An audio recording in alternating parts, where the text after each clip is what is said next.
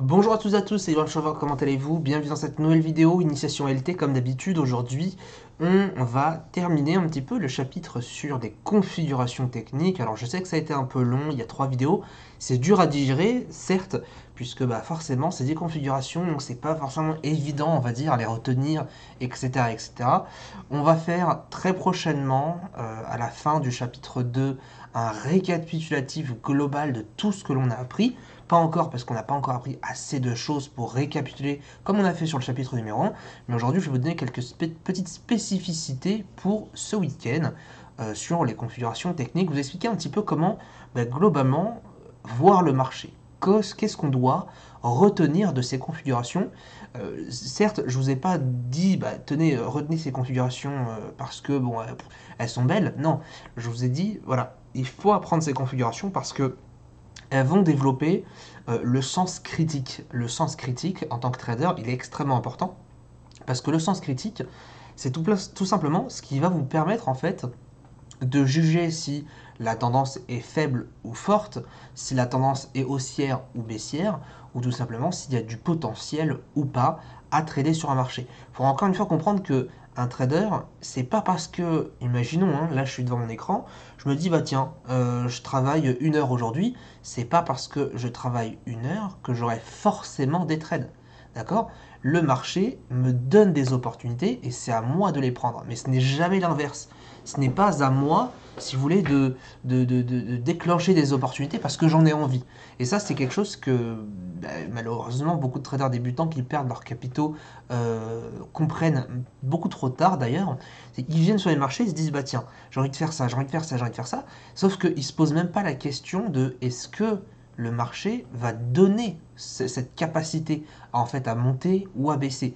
Si par exemple là tout de suite je trade à la vente, quel est mon plan?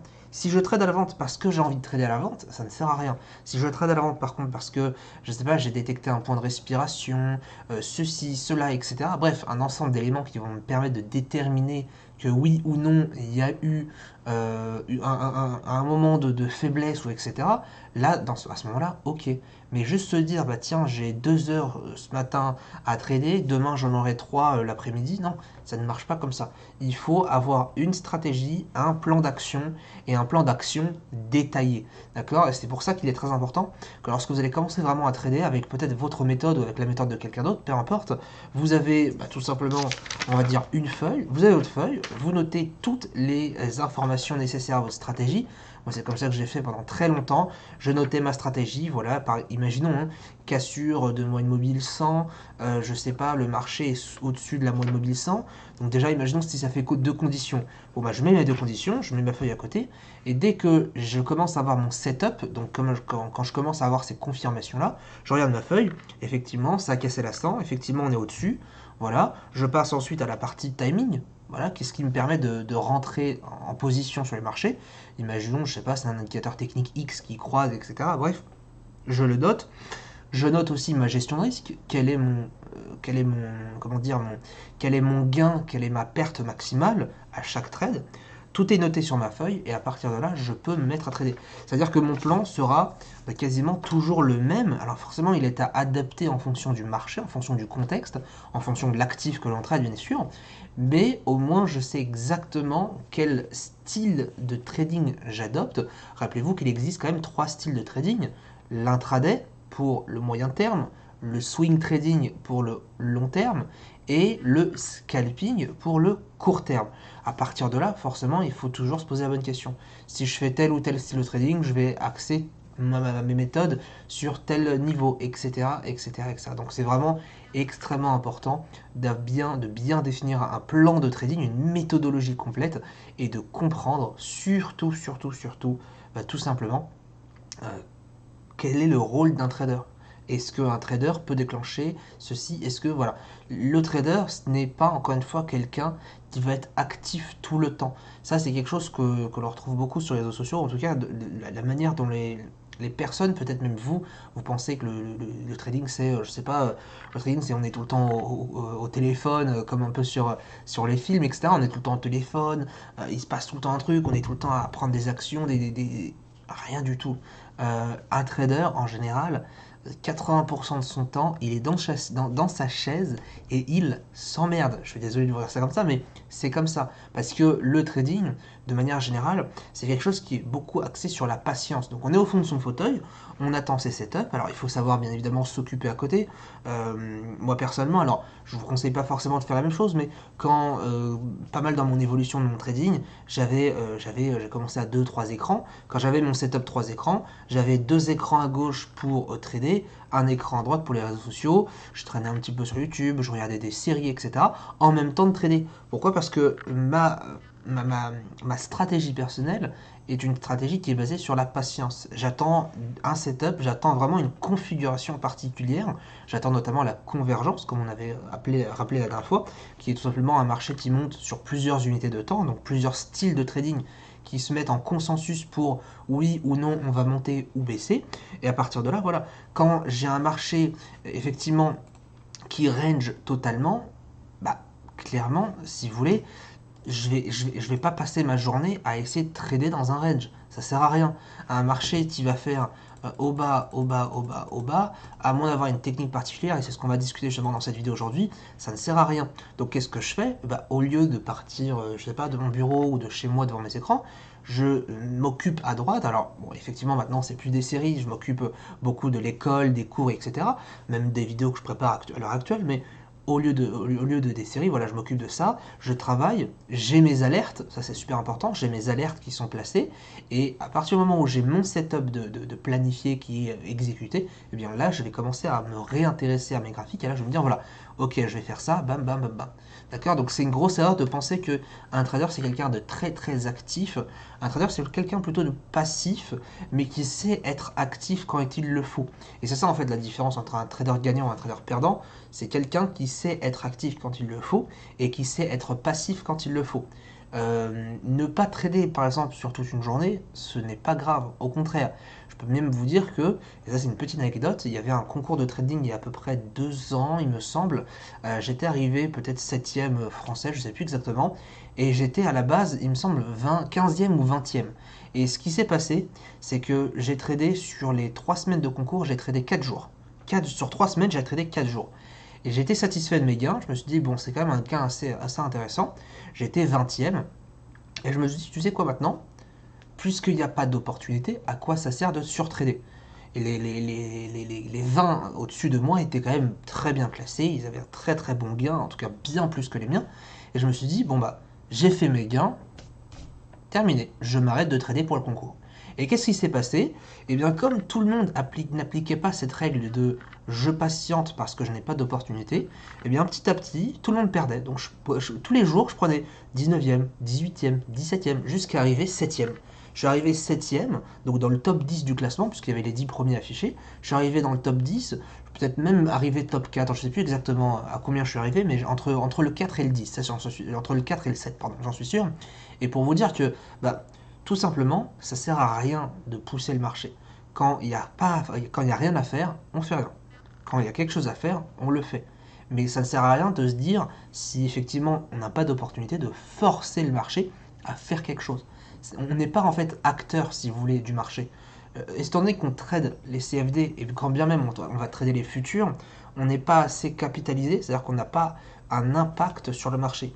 Effectivement, si vous tradez peut-être avec 100 millions d'euros, c'est sûr que quand vous allez rentrer en position, ça va se sentir. Peut-être que le marché va baisser un peu plus, grâce à vous. Normal. Mais à côté, en tant que trader indépendant comme on est, encore une fois, à moins d'avoir 100 millions d'euros, peu importe ce que vous allez faire, vous n'allez pas faire bouger le marché, en fait. Donc, même s'il ne se passe rien, même si vous rentrez quand même en position, ça ne se verra pas. Donc il y a vraiment cette idée de patienter ces setups pour mieux trader par la suite. J'ai de mon côté des élèves qui peuvent faire 5, 6, 7%. Il y a encore 2-3 jours, j'ai un élève qui a fait 7% dans la journée. Vous imaginez, 7% dans la journée avec seulement 2% de risque sur son capital. Et il avait, il me semble pas, tradé depuis peut-être 1 ou 2 jours. C'est-à-dire qu'à 7%, je ne sais pas si vous vous rendez compte, mais 7% de gain sur un trade ou sur deux, c'est l'équivalent d'une. 7%, c'est la performance en moyenne, c'est la performance mensuelle d'un très bon trader. Et lui, il l'a fait en 1 jour parce qu'il a attendu son setup. Il a attendu que, eh ben, il se passe ça, il se passe ça, il se passe ça. Et s'il ne se passait pas ces choses-là, eh bien, il ne tradait pas, ou il est changé de marché pour trader un setup identique sur un autre marché. Donc il faut vraiment que vous compreniez que le trading, c'est pas un casino où on arrive, on tire le levier et puis bah tiens, tout d'un coup jackpot. Effectivement, il peut y avoir du jackpot en trading, vous pouvez faire de gros gains, mais encore une fois, il faut que ce soit maîtrisé. Aujourd'hui, justement, on va parler un petit peu de la manière de réfléchir sur le marché. Je vais partir directement sur l'USD CAD. Donc l'USD CAD, le dollar canadien contre le dollar américain pardon, contre le dollar canadien, hein, USD CAD. Et en fait, moi ce qui m'intéressait, c'est d'aller tout simplement en hebdo. Donc en hebdo, on voit qu'on a quand même quelque chose d'intéressant, hein, pour le coup. On a une double configuration. Alors double configuration, vous savez, qu'est-ce que c'est? Une double configuration, c'est une configuration technique dans une configuration technique. Exemple, on a une très belle configuration juste ici. Donc vous la voyez juste là. Très très belle. On pourrait peut-être dupliquer. Non. Donc vous voyez que par exemple ici, on ne peut pas. En fait, il faut. Ça, c'est un élément que j'aimerais bien discuter avec vous aujourd'hui. Quand je duplique mes lignes, pour savoir si on a un canal ou un drapeau ou peu importe, là en l'occurrence ça aurait été un drapeau parce que la tendance est haussière et le canal est baissier, rappelez-vous. Là, si par exemple je prends ce point bas là, ce n'est pas intéressant parce que ce dernier point de contact n'apparaît pas sur le graphique. Donc qu'est-ce que je fais? Bah, c'est simple, je prends un point bas, et effectivement au lieu d'avoir un drapeau, qu'est-ce que j'ai? Eh bien j'ai un triangle. Rien de bien compliqué. Rien, encore une fois, de très très compliqué. Un triangle qui est plutôt très bien dessiné d'ailleurs. Donc ce triangle-là, je sais que sur les extrémités, eh bien, je vais pouvoir orienter mon trading. À partir de là, j'ai une double configuration. Pourquoi? Parce que dans cette même configuration, hein, qui est une configuration quand même, alors on voit que c'est un triangle qui est orienté plus vers le bas, hein, puisque si on trace son milieu, vous voyez que son milieu est plus orienté vers le bas. Donc c'est une figure qui est quand même baissière. La probabilité de sortie de cette figure est plus importante à la hausse parce que la tendance de fond est haussière. Et juste ici, en rouge, eh bien on peut voir qu'on a ici, vous voyez, un petit point bas là, et on a un petit point bas là. On a aussi un triangle, puisque les niveaux ne sont pas exactement bien tracés. Alors, on pourrait quand même tester, histoire de voir, hein, c'est toujours important. Il faut toujours tester, hein, les figures techniques. Quand je parle de tester, c'est-à-dire, par exemple, ici, je prends le haut, je prends le haut ici, d'accord?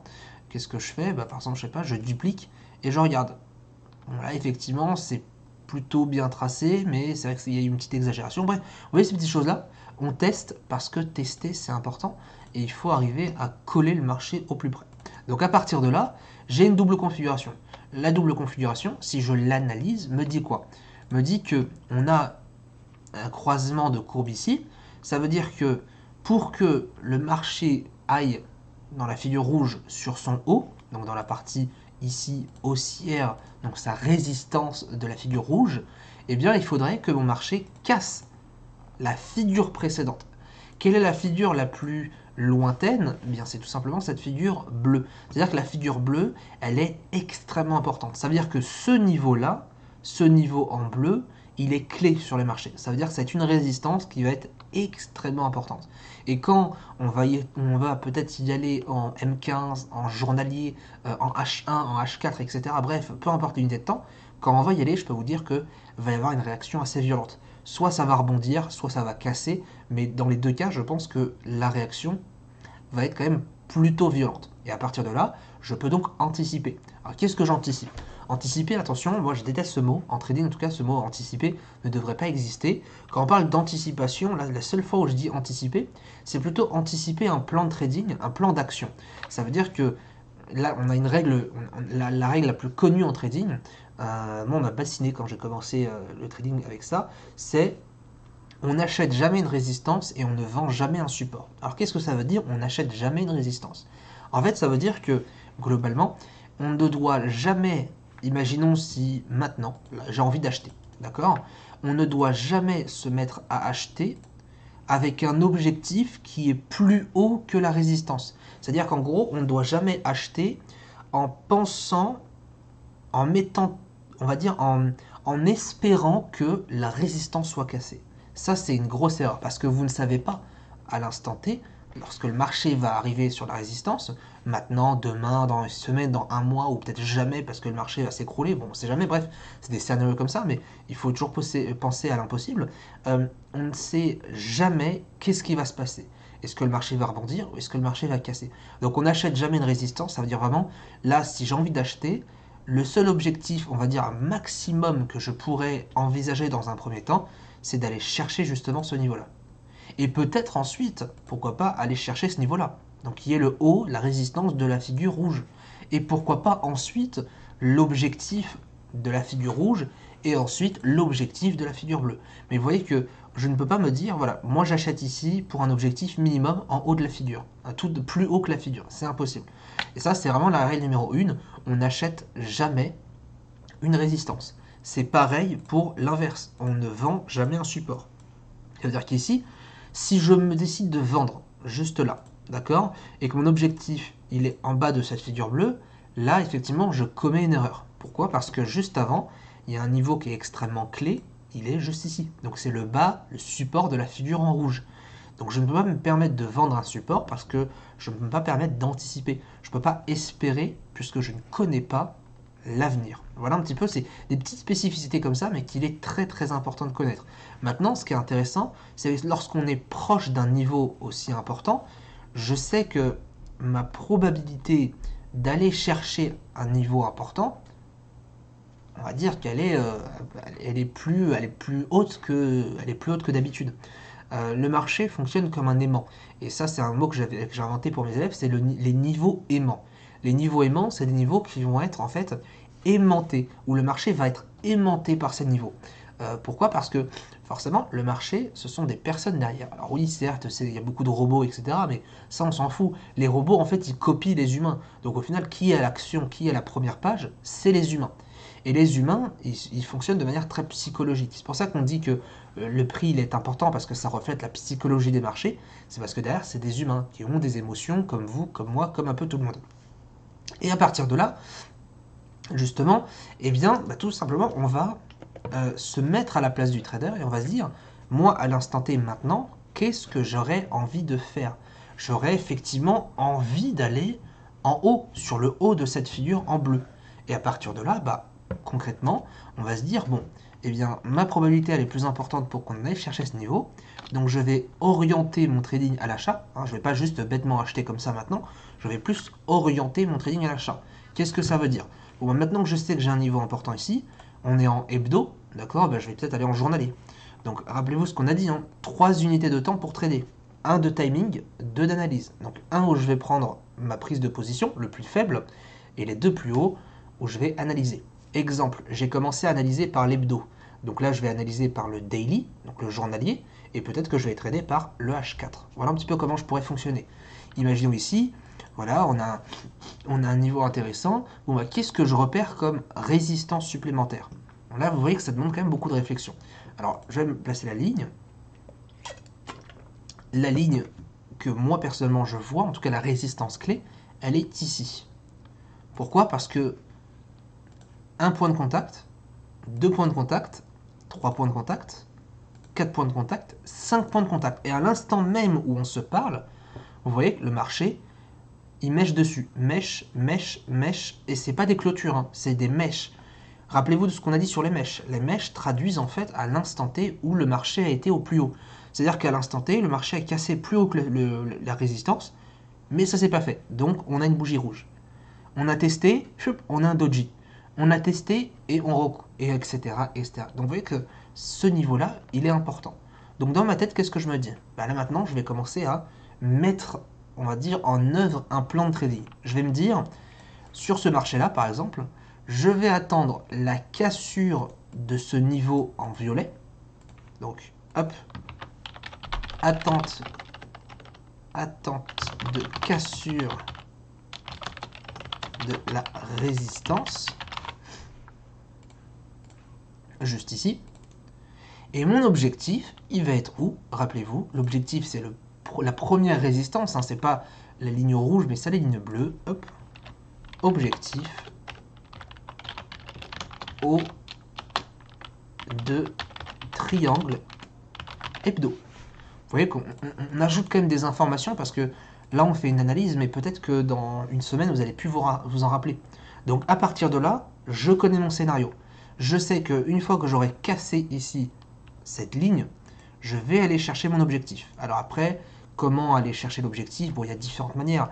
Soit maintenant, comme on a dit, les 3 unités de temps, hebdo, journalier, soit maintenant je vais en H4 et je vais acheter peut-être une cassure de moine mobile sans ceci, je vais attendre une configuration de chandelier japonais, etc. Bref, il y a pas mal de différentes façons. Si vous remarquez un petit peu ce qui se passe en temps réel, hein, en H4, c'est qu'ici on a la présence d'un range. Vous le voyez ici, là? Ici, donc les ranges en général, je les mets en orange. Vous voyez qu'ici, on a la présence d'un marché sans tendance. Si on dézoome en H1, donc vous voyez qu'on descend petit à petit, à petit, à petit, à petit, et bien vous remarquerez qu'ici, on a un très très beau range. Vraiment, autant les ranges c'est inintéressant à trader, autant celui-ci, il est magnifique. Vous voyez, il est propre, il est très très beau.